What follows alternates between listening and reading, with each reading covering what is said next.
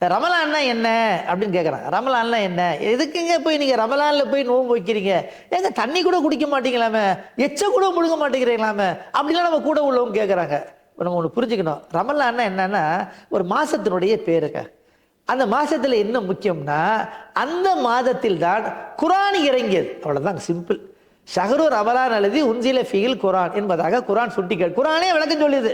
இப்போ குரான் எப்போ வந்துச்சுன்னா ரமலான் மாதம் வந்துச்சு. சரி, இப்போ அதுக்கு என்ன செய்யணும்? அந்த மாதத்தில் நீங்கள் நோன்பு வைங்க. அப்போ நோன்பு வச்சா என்ன செய்யணும்? அதையும் நபி ஸல்லல்லாஹு அலைஹி வஸல்லம் தெளிவாக சொல்கிறாங்க. என்னன்னா, சூரியன் உதிப்பதற்கு முன்பாக சூரியன் மறையும் வரை நீங்கள் உண்ணக்கூடாது, பறக்கக்கூடாது, இல்வாடிக்கையில் ஈடுபடக்கூடாது. இந்த 3 விஷயம் தாங்க தடை செய்யப்பட்டது. அப்போ அந்த சூரியன் உதிப்பதற்கு முன்பாக சஹர் அப்படின்னு நம்ம சொல்கிறோம். சூரியன் மறைந்த பிறகு வரக்கூடிய அந்த நேரத்தை இஃப்தார் அப்படிங்கிறோம். ஆக அந்த காலையில் இருந்து உதாரணமாக இப்போ தமிழ்நாட்டை பொறுத்திங்கன்னா கிட்டத்தட்ட 14 மணி நேரம், ஒரு ரஃபாக சொல்கிறோமே, காலையில் 4:30 டு ஈவினிங் 6:30ன்னு வச்சுக்கோங்க. 4:30லேருந்து 6:30 வரைக்கும். இது ஊருக்கு ஊர் மாறும். ஒரு 2 நிமிஷம் 3 நிமிஷம் 5 நிமிஷம் முன்ன பின்ன வரும். அப்போ இந்த நேரத்தில் உண்ணக்கூடாது, பருகக்கூடாது, மனைவியோடு உடல் உறவு கொள்ளக்கூடாது என்று இஸ்லாம் சுட்டி காட்டுகிறது. தண்ணீர் அருந்தக்கூடாது.